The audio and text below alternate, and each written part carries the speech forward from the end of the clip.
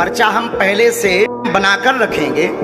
अभी तक हम जिनको बुला रहे हैं वो हमारे लोग हो सकते हैं, पहले हम पर्चा बना के रखेंगे और आप जिसको बहन जी लेकर आएंगे उसी का पर्चा ये निकलेगा।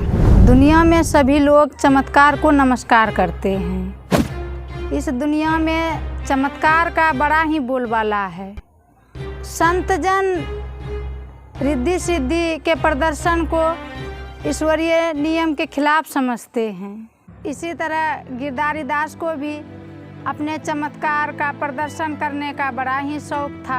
गिरधारी दास जी और कोई नहीं, संत तुलसी साहब के ही शिष्य थे। एक दिन संत तुलसी साहब जी और गिरधारी दास जी कहीं पैदल जा रहे थे। जिस रास्ते से गुरु और शिष्य जा रहे थे उसी रास्ते में से कुछ उद्दंड बालक मिले। वे सब लड़के बिना वजह के ही दोनों पर ढेला फेंकने लगे। संत तुलसी साहब तो शांत रहे, उनके शिष्य गिरधारी दास जी को रहा नहीं गया। वे अपने दोनों चप्पल को खोलकर आकाश में उछाल दिए। अब क्या था, जैसे ही उन्होंने चप्पल को आकाश में फेंके चमत्कार होने लगे। दोनों चप्पल ऊपर नीचे होने लगे, कभी आकाश में चले जाते तो कभी उन लड़कों के सिरों पर। यह विचित्र दृश्य देखकर लड़के डर कर भाग गए। अब तक संत तुलसी साहब इन सब बातों से अनजान थे, क्योंकि ये सब घटनाएं उनके पीछे हो रही थी। लेकिन जैसे ही संत तुलसी साहब ने पीछे मुड़कर देखा तो गिरधारी दास जी पर बहुत क्रोधित हुए और कहा कि चमत्कार बंद करो।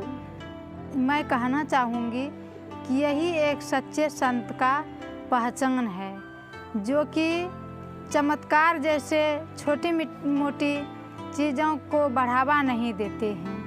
वे समझते हैं कि ये सब खेल खिलौने साधना के रास्ते में रास्ते का पत्थर के समान है, जो कि योगी या साधक को साधना में कभी भी भटका सकते हैं। पर अब गिरधारी दास जी तो चमत्कार कर चुके थे। संत तुलसी साहब ने उनको बहुत डांटा और कहा कि साधु लोग दूसरों की सिर्फ भलाई करते हैं, न कि बुराई। गिरधारी दास जी ने तो अपना चप्पल नीचे कर लिया, लेकिन संत तुलसी साहब ने बहुत कड़ी से कड़ी सज़ा उनको दिए। ऐसी कड़ी सज़ा दिए कि मौत भी उसके आगे छोटी पड़ जाए। संत तुलसी साहब ने कहा, तुम मेरे पास से चले जाओ और जब तक मैं जीवित रहूं तब तक मुझे अपना मुंह मत दिखाना। एक शिष्य के लिए इससे और कड़ी सज़ा क्या हो सकती है। गिरधारी दास जी के पास अब कोई चारा नहीं था। उन्हें लाचार होकर अपने गुरु के पास से दूर होना पड़ा। दोस्तों, इस कहानी से हमें दो बहुत बड़ी शिक्षा मिलती है।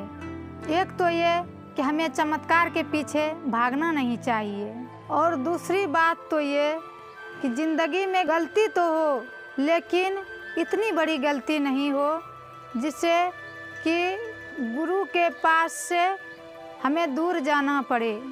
दोस्तों, ये कहानी आपको कैसी लगी हमें कमेंट बॉक्स में ज़रूर बताइएगा। वीडियो पसंद आया हो तो एक लाइक ज़रूर कीजिएगा।